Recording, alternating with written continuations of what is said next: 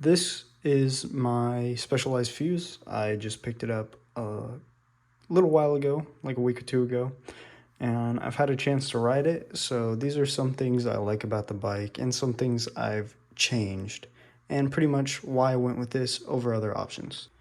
So I didn't actually start when I was going to go buy a bike with this one. I originally started with a Trek Roscoe. And when I went to ride it, the first thing that I noticed was the fact that on the Roscoe, I felt more on top of the bike than in it, even on the large frame size, which is what this is. This is a large frame, and it fits me perfectly. I did also ride a San Quentin, but this was the one that I went with for a couple reasons.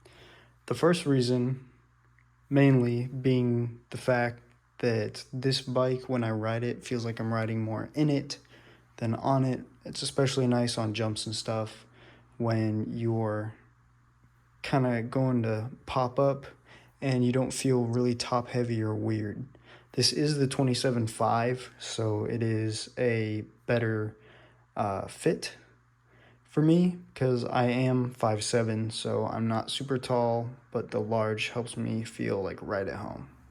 When I drop this dropper down, it helps get my weight really low, especially when I'm going into berms and stuff. It helps me drop down.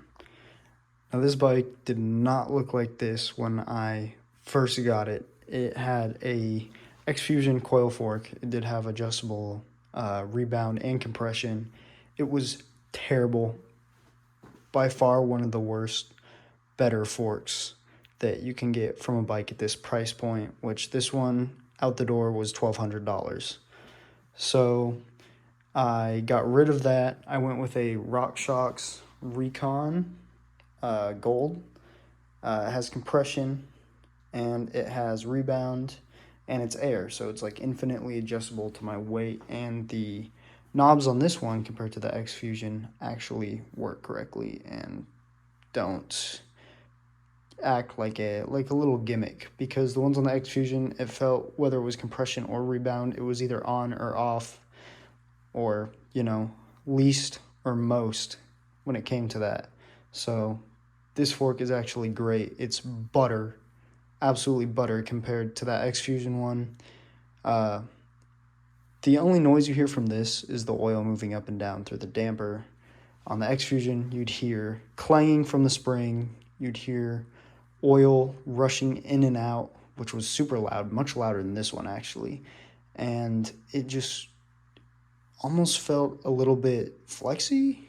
Not too bad, but it was not great. And the spring was way too heavy for me. I weigh 150 pounds, and that spring was probably for somebody at least 180, 190 pounds, even on its lowest setting. I did swap out the contact points right when I first got the bike. So I went with these PNW pedals. Sorry, I almost said Fruity Pebbles because that's what the colors remind me of. We got purple,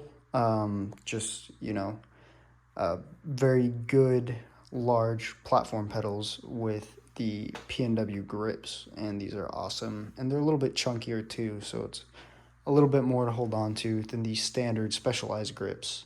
Those weren't terrible, but these are really good and really firm feeling. It's very nice, and it gives a nice feeling when you're going down a rough trail.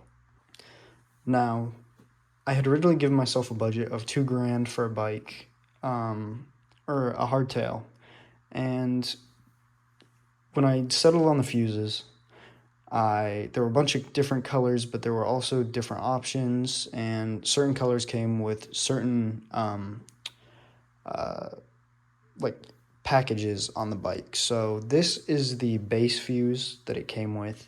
It's honestly great. The drivetrain is awesome. It's quiet and it doesn't clank around because it's got a clutch. It's a 9-speed, but plenty of range. The brakes are Shimano MT200s, I believe.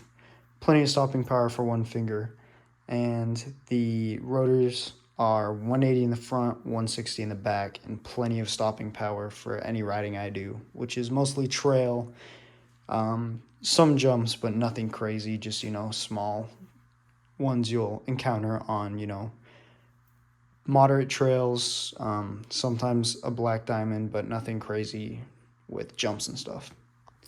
Now, it does have a 120 mil Trans-X dropper post. This thing is a little bit heavy, not in the sense of weight, but in pressing it down. You really have to make sure you sit down firm. That way it pushes the dropper post down, but it comes back up no problems whatsoever. Another great part about this bike is the bars and stem.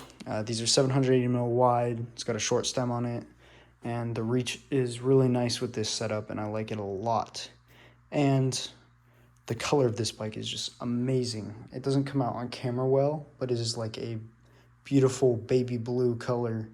And with this bike in particular, you can only get this baby blue color in the basic trim or, spec for the bike. So it's pretty nice, and I have a little chain stay protector down there to protect the frame just in case the chain does come in contact with it.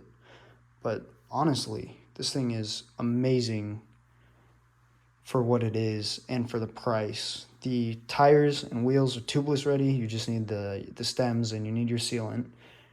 These Specialized Eliminator tires are plenty knobby, and they provide like infinite traction, it feels like, even at higher tire pressures, which is awesome. The rims are, I can't remember how wide they are, but it is plenty wide to run up to, I believe, a 2.8-inch tire, which is large, which with the stock fork on the bike you can't run, but with this fork you can, since the RockShox actually has a thinner inner crown, so it actually pulls it out a little bit, which is awesome. The rims are super good. They're Specialized stout. They're strong. I don't have any truing issues even after long, harsh rides. And yeah, that's it for this thing. It's a great bike. It's good for intermediate riders like I am who want to get out there on a hardtail and prefer a hardtail, and the geometry is amazing. So I strongly recommend you go to your local bike shop and try one out if they have one, because this is an awesome bike and I think you would all enjoy it as well.